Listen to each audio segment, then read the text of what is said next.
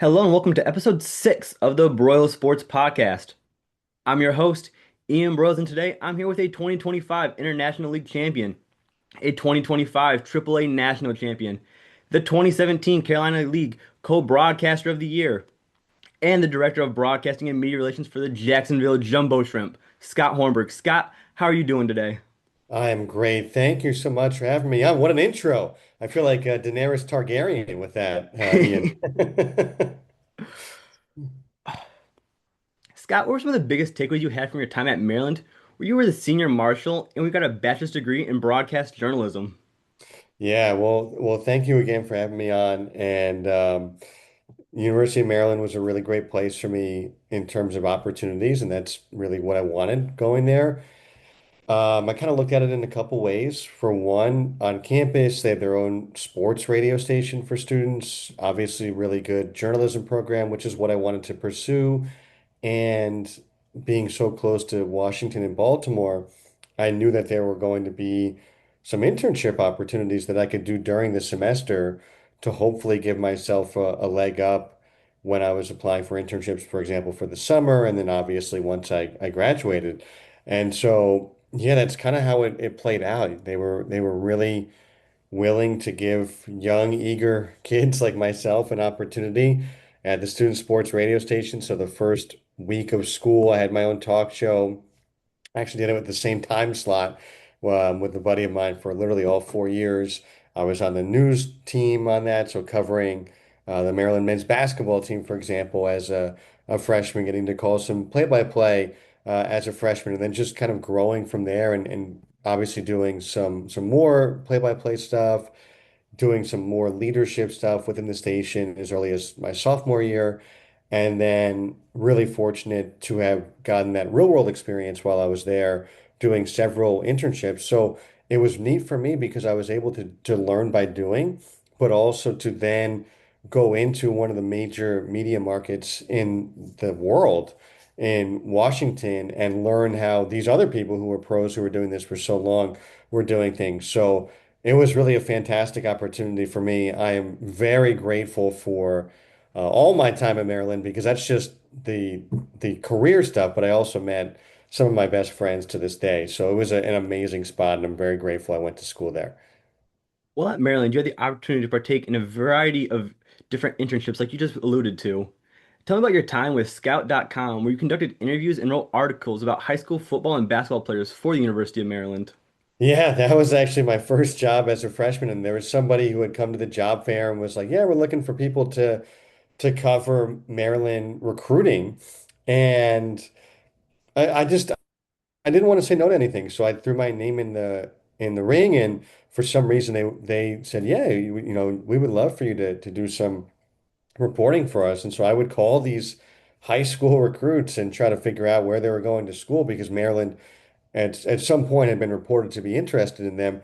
And there was one player I called, and he was like, "Oh yeah, I just committed to Maryland like an hour ago." So it was very cool because I did break the news on that, which was neat. But it was definitely my first foray into real journalism, and um, I really felt at the time really passionate about college sports, and I think it's changed so much in the let's see, 17 years. That's kind of scary to say that I've been doing it since I did that, but it was a really great thing because even though I've gone into broadcasting, writing is super important. And I think anybody would say that in the broadcast world. And so a lot of these things that I did, I really got to do real world writing experience, which I think has helped my broadcasting as well. Shortly after you got that internship, you got one with SiriusXM, where you're an associate producer on the Golf Channel, and we also assisted with the producers of the NASCAR channel. What do these roles consist of at the time, and how do they help prepare you for your current role with the Jumbo Shrimp? Yeah, so those it's funny they was like my first time stepping outside my comfort zone because I'm not a big golf fan. I'm certainly not a big NASCAR fan, but I think they maybe saw something in me and I still did some baseball stuff and football stuff for them, but I think they looked at me as hopefully someone who was reliable, who was going to do good work, and those are their two of their best channels, or at least they were when I was there. And so a lot of that was really great because it was terrific from a a skills perspective of those hard skills that go on behind the scenes, like cutting audio and knowing what to look for in interviews for sound bites and knowing how to cut a highlight, those kind of things, helping produce, so learning the board and things of that nature. So handling the call-ins, that was always fun because you never knew what you're going to get with that.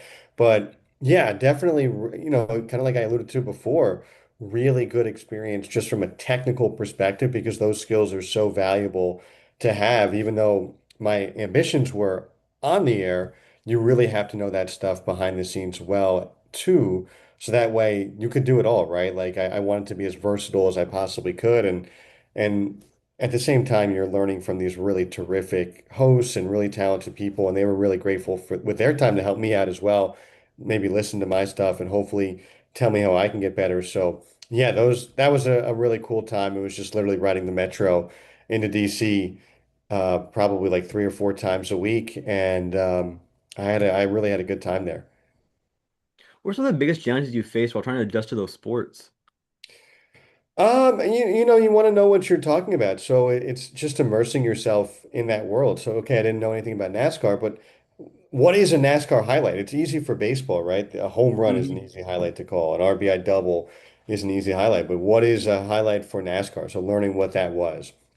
For golf, learning what these tournaments are, the big names in both of those sports. So, yeah, I think I wasn't going on the air and talking about it, but I did want to be knowledgeable and talking about it with my colleagues. So it was just doing some reading. Obviously, I was literally in a studio, so just listening and not paying attention, just paying attention. You were able to pick up a lot of things. So to me, that was just the big thing was just immersing myself, and that's been a big thing, I think. Even in broadcasting, people have asked me to call golf, people have asked me to call volleyball or soccer. These are not necessarily things I knew a ton about, but it was great experience for when I was asked to do those things because it taught me how important it is to learn and learn quickly. So it makes it sound like you know what you're talking about and makes it so the broadcast is hopefully enjoyable to the listener, even if it's not necessarily your background. What were some of the biggest improvements you were able to make in terms of your interviewing skills from your time at Scout.com to your time with WTOP News Radio, where you interviewed coaches and players post-game, and how are you able to make those improvements as a reporter?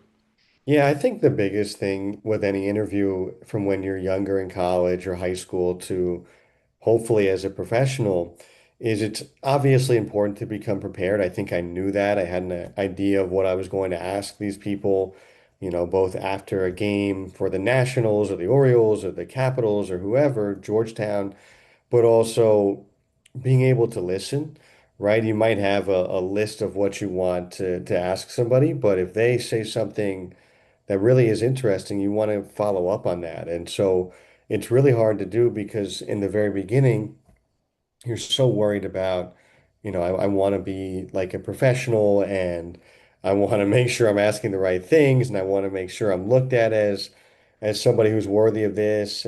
But I think as a result of that, sometimes you're not necessarily listening to the best extent. And therefore, as you get more comfortable and as you're able to kind of have more things in your head and know, okay, I think I'm going to go maybe here, maybe here, maybe here, depending on what things are said. It's just having a really prepared background. And then if they say something interesting, like, oh, yeah, I had a player one time who, we were talking about growing up in Venezuela and he said something like, "Oh yeah, I love playing baseball, but then I would always go home and play the piano every day." And I felt like it was important to ask, "Well, how did you pick that up?" Right? And he talked about how his friend played piano and he had a second piano, so he donated his first to his friend because they couldn't afford it, and what he did to learn lessons by watching YouTube. Those kind of things are really interesting and following up a little bit more on that. So that I think is the most important thing with interviewing, and I think it comes with time is that ability to be prepared to know a general background of how you want to, for lack of a better term, attack an interview, but also being able to pivot in the middle of it if something interesting is said. So you mentioned before about how important your writing skills were, and you also spent time with the associated with Capital News Service, where you placed for multiple awards for articles like Blind Marathon Runner, O'Malley Drops Politics for a Guitar, and Republican and Democratic National Convention. How do these skills as a journalist help you be the best possible broadcaster that you could be? Yeah, well, that is the one of the capstone classes at Maryland, and it is certainly the most rigorous one. And I don't know, I always felt like I wanted to challenge myself to see what I could accomplish. And I think a lot of my professors knew of my background, and they wanted to push me to do other things besides sports because even though I knew that I wanted to go into sports, I think they had the foresight. Maybe I didn't feel this way at the time. And I was like, why do I have to do this? But I'm really grateful that they pushed me to do other things like cover politics, like cover science. Like my beat on Capitol News Service was also the Chesapeake Bay, which is a huge Mhm. thing in the state of Maryland. And so I think that that really taught me how to step outside my comfort zone, just even outside of sports, because there's so many things going on in the world that I do think it's important to be informed. There are things obviously happening in politics right now that I would never touch in our broadcast, but I think just from a human being perspective, I think it's important to know what's going on as a husband, as a father, as a citizen, to be able to hopefully make an informed vote for what I think is best.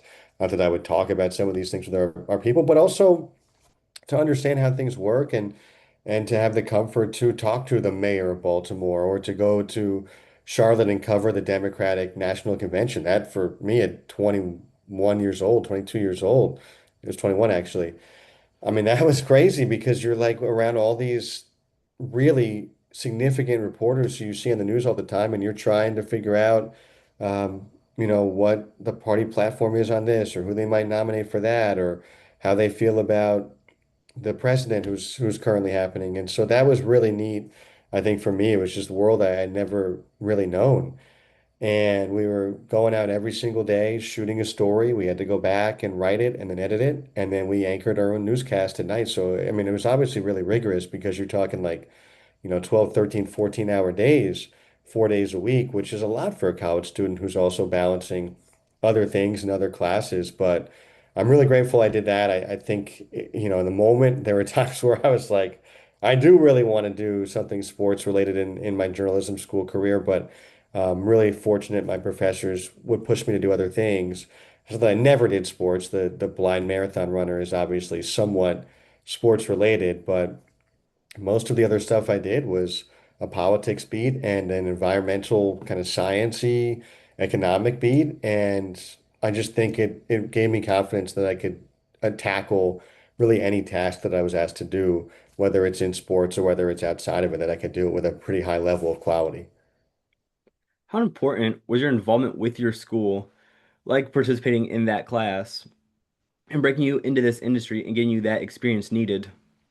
Yeah, it was huge. The Democratic National Convention, there was only like 8 kids in our class, right? A lot of people did not want to do this class because it was very rigorous. And so they sent the boys to Charlotte and they sent the girls in our class to Tampa for the Republican National Convention. And, if we didn't have that, right, if we weren't doing Capitol News Service, we would obviously not have gotten a credential doing that gets your foot in the door in other places, obviously throughout the state, because of the way people see the University of Maryland. It is the flagship institution, and the fact that we have a daily, newscast. So yeah, that was huge. I mean, it speaks to the quality of journalism school that Maryland has.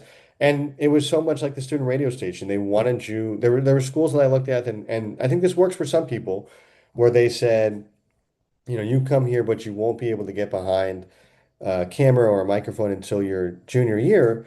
I just believe in learning by doing. And so that's what I was really grateful for was even from the very beginning as a freshman, there were classes where we were taught how to use a camera and how to interview people, those kind of basic skills that served us really well by the time we graduated. So I think that I was really prepared by the time I graduated just because of the way the journalism school is structured. And then the fact that we're so close to these major cities that we could take advantage of that. And so I don't know where I'd be without that because Maryland was so huge in my development.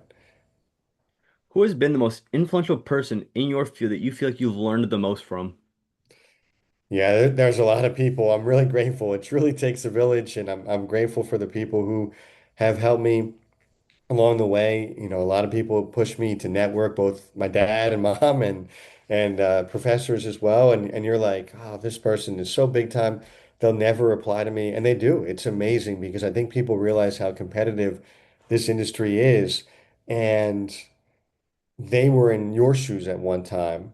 And so people help them to get where they are today. And I would say like 95 out of 100 people are willing to, when they see an email pop through or a LinkedIn message or whatever, react to try to pivot to help, whether it's a phone call or listening to somebody's work or reading their work, whatever that is. I've always been blown away by the people who have given me their time. And so that's my best advice to anybody would be you would be surprised if you reach out to people how often they will reply. And literally, it is a high reward, low risk situation. The worst case scenario is they don't reply, right? And that is not you, that's them. And I think that would say a lot about somebody.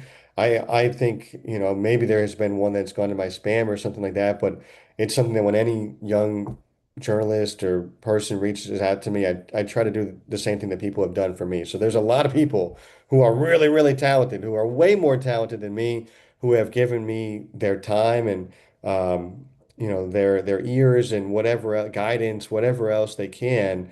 And I'm really grateful for it. There's way too many more than one, but yeah, my success, I attribute a lot to other people really guiding me throughout this journey. What was one piece of advice that you have received that you feel like has helped you develop into who you are today as a person?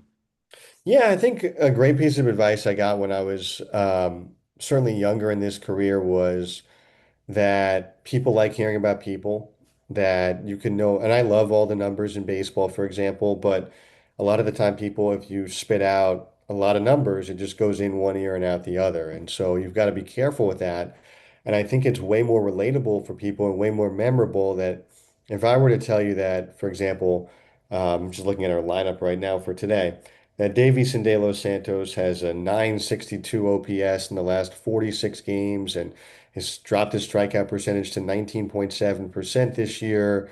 And, during this stretch, he's got 51 hits and 162 at bats in this last 40 game stretch.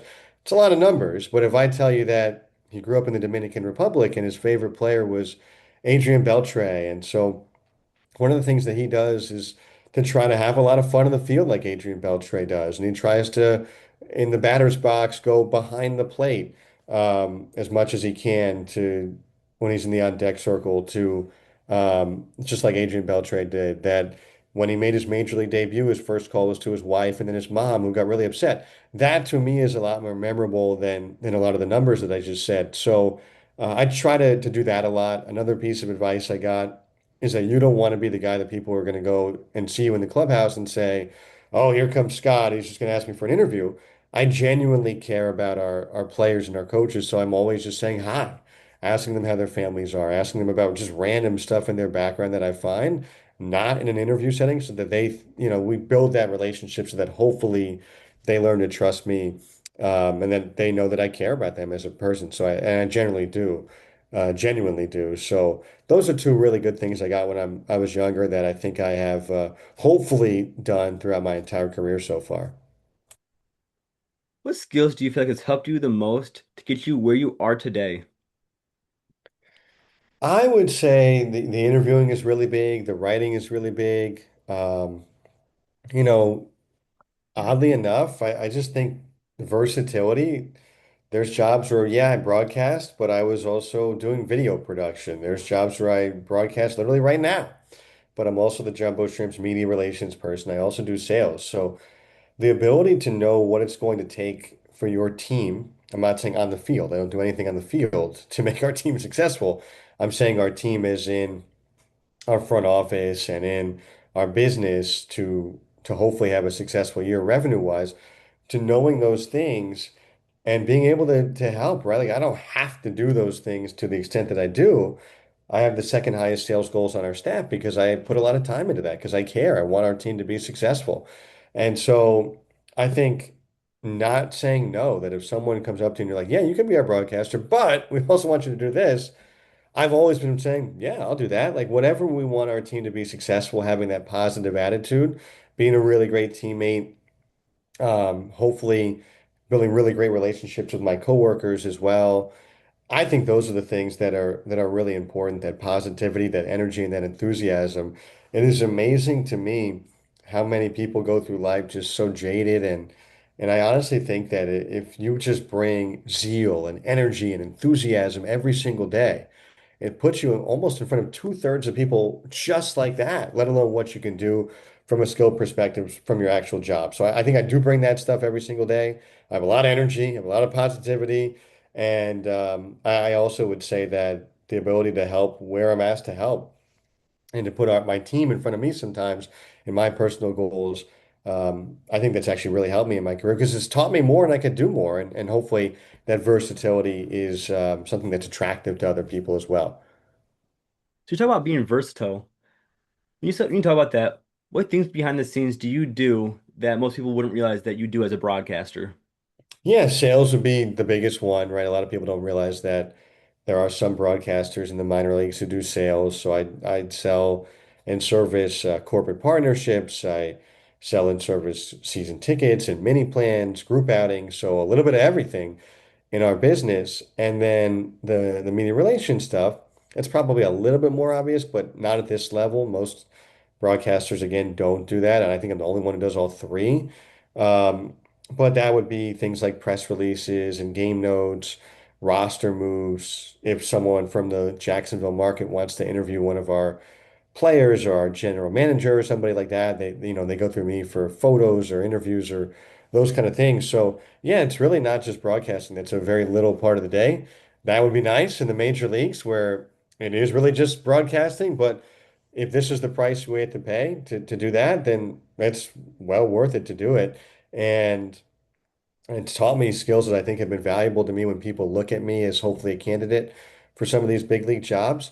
And I just think as a person, I just want to develop and be the best person I could possibly be in everything. And so, yeah, even though some of those things don't necessarily correlate directly to sales, I do think that there are situations in the big leagues where having a background where you understand client relations and how to deal with a big client.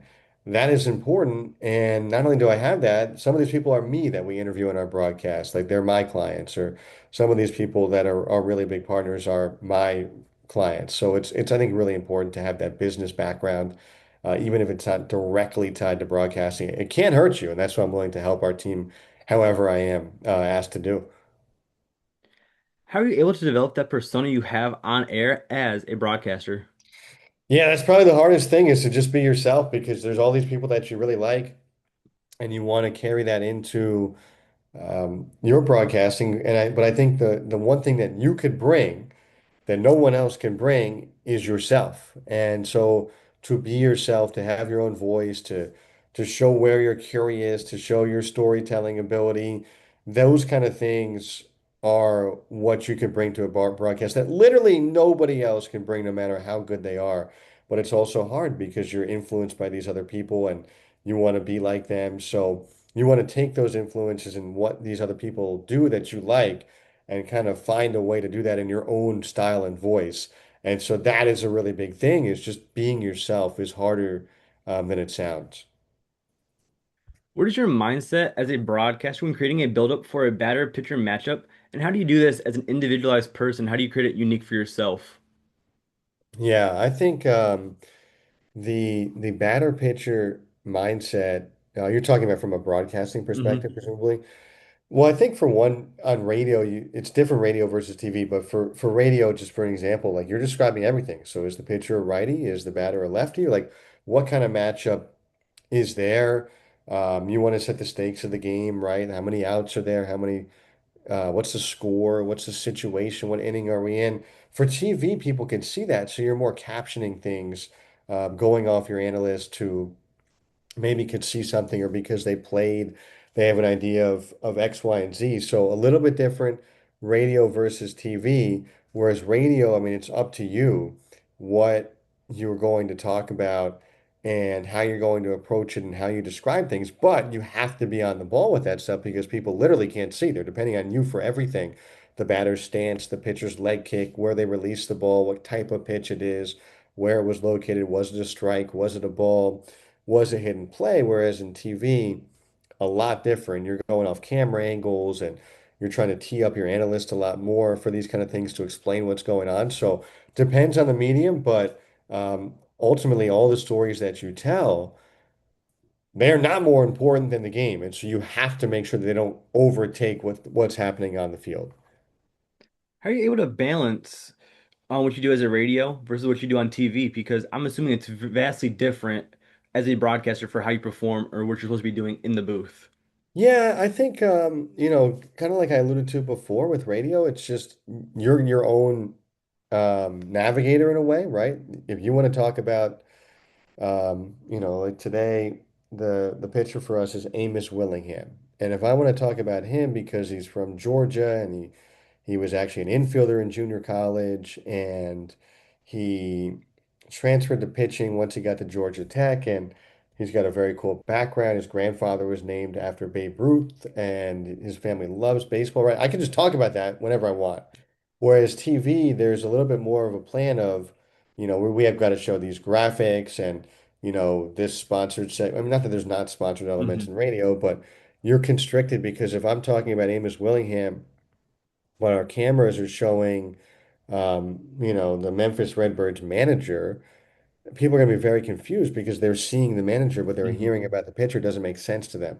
So you got to be way more in sync. There's a lot more that goes into TV where you've got to have your director knowing, right? Like, hey, we got to be on the same page of how we're going to attack each part of the broadcast, your producers, your camera people, all that stuff really, really matters. Whereas radio, you're kind of just you're going by what you feel is best in the moment. So it's just way more of a collaborative effort with TV than it is with radio. How much different was the COVID season as a broadcaster, and how did your preparation change once the pandemic occurred on both the TV and radio side of it? Yeah, well, we didn't play in 2020, so that was much different, and we didn't have any games, so that was really hard, obviously. Our organization, we were really fortunate that we didn't get let go. We worked a ton of different special events to utilize our ballpark for movie nights and other things to try to make some sort of revenue. I think our ownership and leadership knew that it wasn't going to be what it normally is, and a credit to them for keeping us around on that. And then 2021, when we did have baseball again, the access was so different. We weren't allowed in the clubhouse until August. And so one of the things that we did was we got the players' phone numbers because one of us in our media department worked at the check-in station when the players came in each day for temperature screenings and things of that nature. And we were able to get their numbers. And then if we wanted to do a interview for our pregame show, we would text them during the course of the day and they would reply and we'd just do it over the phone, even though we never met these people a lot of the times. So that was a major challenge for us. And then we weren't traveling until probably July or so um, in the season. And so, that was also a challenge is that we're calling the games off a monitor. And so I think, my broadcast partner at the time, Matt Present, who's phenomenal and who's now at Appalachian State, we just wanted to be honest that we were not in Memphis. We were not in Durham when we were calling some of these games. We were calling it off a monitor, and there might be some things we can't see. And so I just think from those perspectives, it was really hard, even in August and stuff like that, when we were able to do in-person interviews again and go into the clubhouse. It still was a difficult thing because at that point the season's almost over and we don't know these people like for example now where you build these relationships from the very beginning of the season. So it was a big challenge, but I'm really proud of what we did because a lot of teams did not do what we did. They just had said like, okay, we can't do any interviews, but we were able to do one every single day. And a lot of teams, oh, what are we going to do on the road? We brought a broadcast every single day, whether we were at home or on the road. So I'm really proud of how we worked and some of the creative ideas that we had to make some of those things happen. What was it like doing a broadcast through a screen? Because I had to imagine that's a lot different from calling it in person as most people are used to. Yeah, it's really hard. So, um, like I mentioned with the description on radio, when I'm in Memphis yesterday, there's an amazing sunset, right? And I was talking a little bit about that, describing that for our fans. But you're at liberty of what's on the monitor. So if they're not showing that, I have no idea what the sunset is like there, for example. Or if, the toughest part was when there was runners on base and there's a ball hit to the outfield.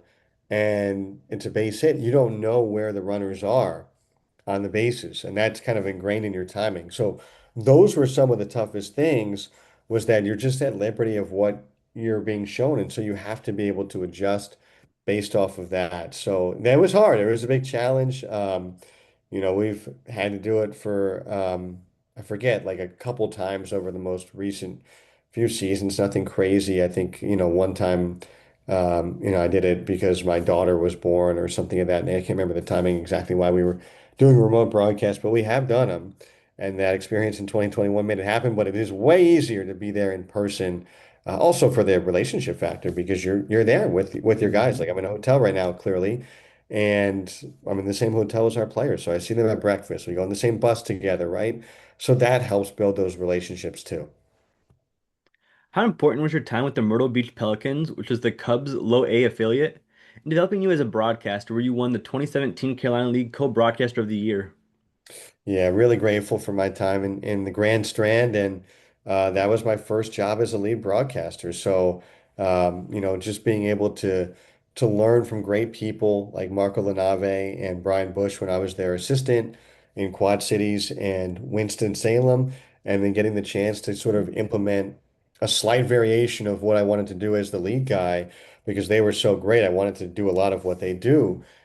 And so, amazing, a great opportunity to learn by doing, a great opportunity to do some really neat stuff with the Chicago Cubs, their affiliate. It's a really successful organization. And so, yeah, that was an amazing 3 seasons in Myrtle Beach.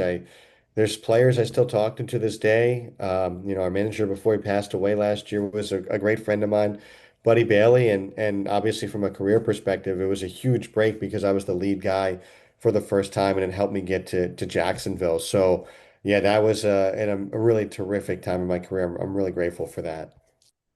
Tell me a little bit about your time with Western Illinois University, where you're the radio voice and sports information director for the football and men's basketball, where you also led the 2017 campaign for linebacker Brent Taylor's second place finish for the Buck Buchanan Award, and where you also occasionally served as a timekeeper for the men's and women's soccer team.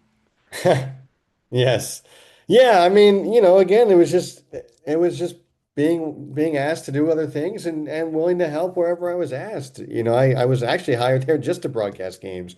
And then they were like, you know what, we could pay you a little bit more money. It wasn't a lot, but it was a little to be an SID. And I was like, sure, that sounds good. It's pretty similar to what I do in minor league baseball. So yeah, the Brett Taylor thing was wild because then it was something where I had been doing SID stuff for really small sports like cross country and swimming and diving, and then obviously helping out for soccer games and whatnot and basketball games even before I got in the air. And so that was just a situation where the people ahead of us left, and all of a sudden it was me and a couple GAs who are great friends of mine to this day. And here we are, and they're like, "Can you be our football SID too?" And it was a lot of work, obviously, especially because we had a great team.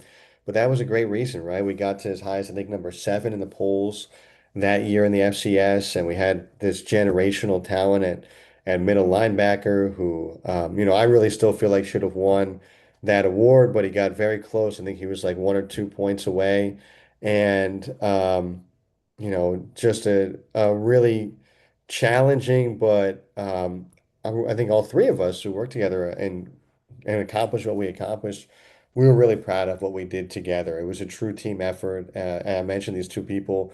Their names are Ori St. Germain and Zach Kirby, and what we did together it was awesome. And we still laugh about some of those times together. We got invited to each other's weddings. Like we're really close, and I'm really grateful for that, even though it was a lot of work at the time. Again, it was just stepping up and trying to help wherever I could. How common is it for broadcasters to venture to other sports in the offseason? For example, the Jacksonville University Dolphins or the Jacksonville Jaguars for yourself? And how did these experiences allow you to improve as a broadcaster overall? Yeah, I think it's fairly common, to be able to be versatile and to do multi-sport, multiple sports. So I don't think I'm unusual in that regard. A lot of guys in baseball will do something in the offseason in some capacity. So I just think, it's very competitive and you never know which doors are going to open. For me, they have mainly opened in baseball, but I think for other people, for friends of mine, some of them have opened in college sports. So, or professional sports in basketball or, football or whatever. So, yeah, I think I like other sports too. I love baseball, but I also love basketball. And so I want to do that stuff. It's not crazy to me, and I don't think for other people as well. And it's just we like doing this and we get paid to do it. It's kind of crazy. And you just, at least the way I've always looked at it, you never know what doors are going to open. So you might as well try to be as versatile as you possibly can. How important is the Turn 2 podcast with Troy Johnston in terms of building connections? And how are you able to build connections with players like Troy Johnston as a broadcaster while he was a minor leaguer and now even after he's been traded to the Rockies? Yeah, Troy is amazing. That's a lot of fun. We have a great time together doing that podcast. So um, hopefully that speaks to the relationships I'm able to build. I thought about doing a podcast for a long time, and I didn't want it to just be me. I wanted it to be something unique, and I'm pretty sure it's the only one with a player, who hosted every single episode. And so he comes prepared every week. He's a great talker. He's incredibly smart. We have a great time together. He went to the Rockies and he was like, "Can we still do this?" And I said, "Sure." So because I didn't know if he wanted to do it, but he's a dear friend of mine. His wife is phenomenal. His daughter is phenomenal. It was amazing when we were in Jacksonville together for parts of 3 seasons. But this is better, right? I'm really thrilled that he's in the major leagues. So that's been a really fun project. We've been doing this for 3 years now, which is crazy. But I think what makes it special is that he's really genuine with his thoughts on the fans. He's very honest. Um, he wants us to be a podcast where we kind of dig a little bit deeper into the lives of what it's like to be a baseball player. And I think we nailed that. We also have some really neat guests. Like we've had a WAGs episode, Wives and Girlfriends, which has been my favorite to this point. We've interviewed trainers and other people around the game, mental skills coaches that I think give people an idea of it's not just the players and the coaches doing this. There's a lot of other people who help those guys out, but it's a lot of fun and he is terrific. I'm just there for the ride. I always tell people he's my boss and I'm just the one who has to record it on my computer and edit those things together. But yeah, he does a phenomenal job. You've had guests on the podcast such as Owen Casey while he was a member of the Cubs, Jansen Juck, Jacob Marcy, Corey Bird, Jake Mangum, Patrick Monteverde, Dane Myers, to name a few players. But you also had coaches and staff like Carson Vitale, Darren Brown, Kyle Seeloff, and Sandy Crum, and even family like you just previously mentioned. With that all being said, how important is the podcast when getting stories for the booth? Do you have any favorite story or moment from the podcast since you've been on it?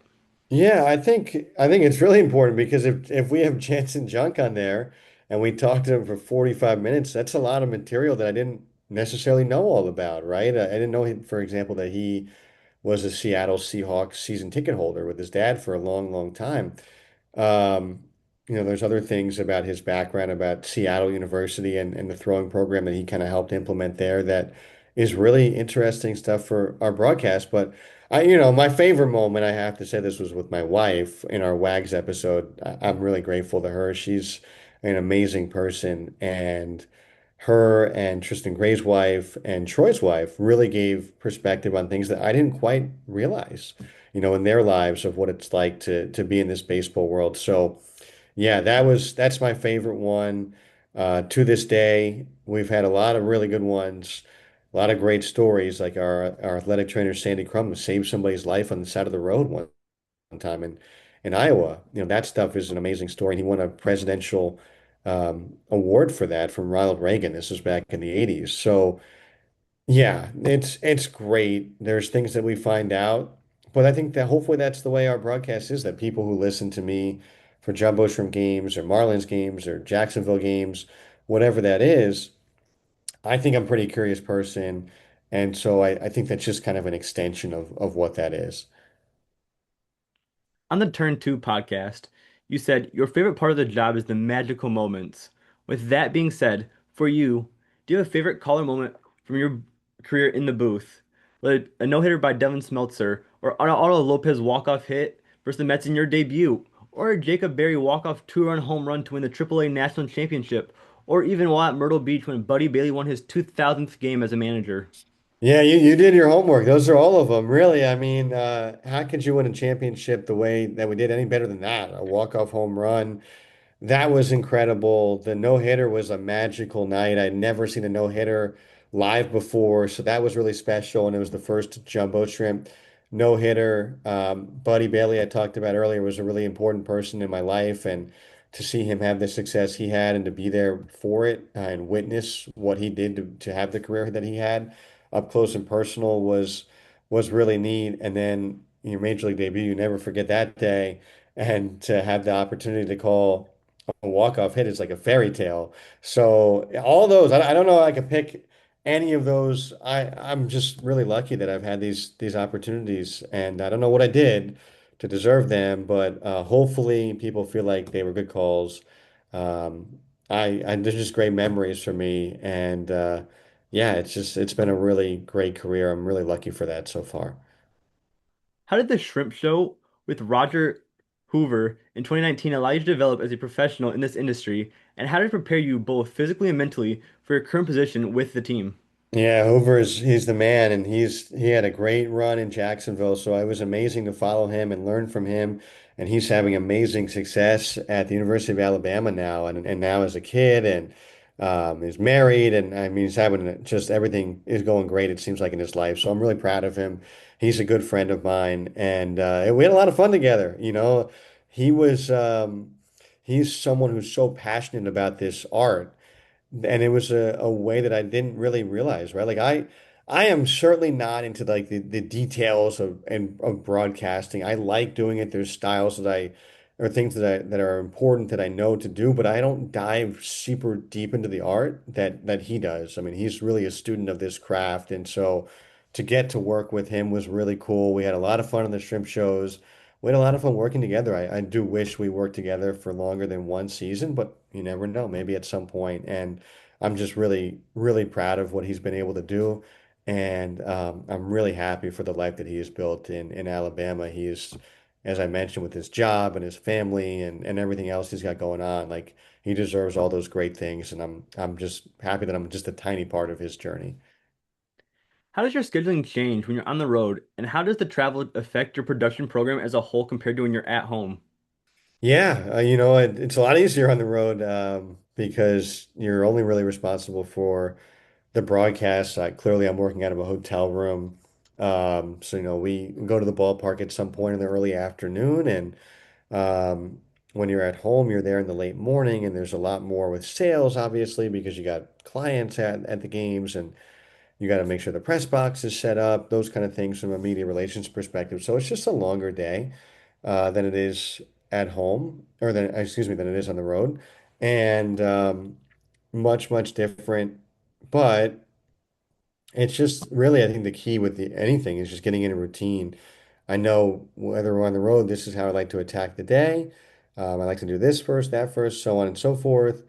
Same thing with being at home. It's a little bit of a different order because there's more things to do, but I just think being in a routine, working ahead helps you get through the day. So much different, but being on the road is a little bit easier mentally. Being at home is very cool because you're around your fans, and those are the best people to be around. What did it mean for you to get called up by Kyle Seeloft to make your MLB broadcasting debut? And what was going through your head when you got that call? Yeah, it was everything, right? It's everything you work for, and the way that he did it, what you're referencing is that he was like, "Hey, do you have time to talk to me this morning?" This is back in 2024. And I figured it was about a couple of our players who were getting called up, and maybe he had a question about one of those guys. And so I texted him back, and I hadn't heard from him. So I'm like, oh, they're playing a day game. Let me give him a call to see if I can catch him on some of these guys. And he answers, and he's talking about my dad because he's such a nice guy, and he had gotten my dad tickets to some Mets games, and my dad is a huge Mets fan when the Marlins play them, and he said something like. Like, would your dad want to come to the Marlins Mets game in Miami on May 18th? And I was like, oh, he never can go to Miami for for work, but I'm really grateful when you're able to hook him up with tickets when they're in New York. And he's like, no, I think he's going to want to go to this game. And I'm like, I'll ask him for sure. And he's like, yeah, you better ask him because you're making your major league debut. And that was like, you're like, really? And I think I said that on the call. Wait, are you sure about this? You want me of all people? But um, yeah, at the time I didn't know I'd ever do another major league game, and just to get there once was incredible. I'm just incredibly grateful for him, for Steven Strom, for John Eric Alvarez and Caroline O'Connor and the other people in the Marlins organization who said for some reason they wanted me to fill in on some of these games that I've been able to do. So that was incredible, and the day was amazing. It's like really ingrained in your head. Everything that happened that day, it just didn't matter. My kids woke up early as anything, of course, and we went to breakfast at this way too expensive of a breakfast place in Miami, and I carried them through the city, and it felt like it was 100-degree or 100% humidity, and I was sweating like crazy, and it didn't matter, right? I was just so happy, and I remember my phone. I think I had like 190 something like that texts after the game. It was really cool. It was everything that I'd worked for, and I'm incredibly grateful because you don't know how some of these things are going to go. And so just to make it once, I know how lucky I am because there's a lot of really good people at my level and in the lower levels of the minor leagues that haven't gotten the opportunities I've had. And so for Kyle to see something in me, for the Marlins to see something in me, anytime you're in the big leagues, it seems like it's you never forget. Hopefully one day it'll be a regular thing, but I'm really grateful for the games I've had, and Kyle obviously is a major part of that. He's amazing. He's an awesome person. How important are your relationships with your fellow broadcasters and reporters like Kyle Seeloft, Steven Strom, Kelly Sacco? And how are you able to utilize these relationships to prepare yourself for the broadcast? Yeah, I mean, Jack is in that too. Jack McMullen is awesome Hmm. too with the Marlins radio team. So those people, what I try to do and is they get a lot of our players, so I want them to sound really good because I like them as people and I think they're really good at what they do. And so oftentimes when we have somebody going up, I'll say, "Hey, here's some nuggets on this guy," and then sometimes they'll feed me some stuff on what's going on with the big league club that really helps me talk about what's going on so that our listeners know, like, hey, there's some context of this happening or whatever. So yeah, I try to be as helpful as I can with all those people. I have like a group chat with them, and anytime somebody goes up for the first time that they don't know who this person is, I do most of the time, and I try to fill those people in, and they're just awesome people. So, really good broadcasters, even better people, and so I just try to help them as much as I possibly can. I think they do an amazing job. How important are your relationships with the other team's broadcast teams when it comes to getting the additional information that you could possibly feed to your fans for your broadcast, for your team that you might not know about the other team, like possible little nuggets? Yeah, it's huge. We talk to the other broadcasters quite a bit, obviously. Memphis's guy, Alex Coyle, right now is a super nice guy, and we try to help each other out, right? We're all in this together. So there's no sense in holding things back. Like if he's got questions on our team or if I have stuff on his, or sometimes you just kind of run it down like, hey, we're doing this right now, or stealing a lot of bases, or our bullpen's been pitching really well, or starting pitching maybe has struggled, whatever is going on. It's just helpful context. We're in this together. So I think that we all build friendships with each other. Like we all know what it's like to travel and to kind of work in this world and want to get to the big leagues and hopefully have that opportunity one day. So yeah, it's really nice. And I do think that a lot of the really good broadcasters, part of that, the respect I have for them is that they're really helpful to me. I try to help them out as much as I can. We just have a good time together. We like talking. So yeah, it's a big part of it. We're the ones who understand what the other person is going through, managing so many other things in this field. How special is it to get to see the development of players on their way to the majors like Jacob Marsty, Augustine Ramirez, Troy Johnston, Maximo Acosta, Owen Casey, Javier Sanoa, and Joe Mack, just to name a few? Yeah, yeah, those are all really talented players. It's very cool. Credit to Peter Bendix and Gabe Kapler and Rachel Balkovic and our coaching staff and the other members of the organization on the player development side what they're doing now is really terrific. And the Marlins all of a sudden are really interesting in the minor leagues. It's really cool to see what they do every single day to get guys better. There are true targets and aims of how they want to improve everybody's game. And you also have to credit the players themselves too. There has to be a buy-in, there has to be hard work, there has to be the ability to sacrifice to get better, right? Like to want to have that want. And so almost every one of those people, if not all of them that you just named, they have that. They are guys who want to be the best version of themselves. And I think they're in a really good organization that wants to get them to that point. So it's been really neat with all these new people the last 2 or 3 years in the front office to see that. And obviously with these guys, they're all likable. To watch them live out their dreams is an amazing thing as well. How are you able to balance your work life and personal life as a broadcaster, father, and katana enthusiast? Yeah, I mean, that's the big challenge of this. That's the biggest challenge of this job is the time aspect of it. So I think, when I'm home, it's about being present, not on my phone, about playing with my kids or helping my wife with the dishes or spending time with her, whatever that is. You got to be really present in the off season because I'm not traveling, right? It's a lot easier to do that and to be around for them. So I just try to be as present as I possibly can. On the Catan front, we don't really play at our house. My kids are too little, but at work sometimes we do for lunch for our lunch break. So yeah, I'm of all the people who have helped me, my wife is number one. She is amazing, and there's been a lot of times where I think anybody in this world, players, coaches, broadcasters, whoever, there are doubts because it's a really hard thing to do. And she's like, I believe in you. And that means the world. And so I would not be here without her. She is an incredible person. She's my best friend. She's an amazing wife and mother. My parents and my siblings are in the same bracket of that belief. It's amazing what you could feel when people believe in you. And so I know what she sacrifices. It's hard to raise three kids by herself when I'm on the road. And so it's just, I try to help her as much as I can when I'm at home and just listen to her if she needs to vent when I'm on the road because she's amazing and I'm really lucky to have her in my life. Do you have a favorite stadium or memory that you've been able to capture since being in the sports industry at any level? So whether it's the MLB, minor league, NFL, NCAA.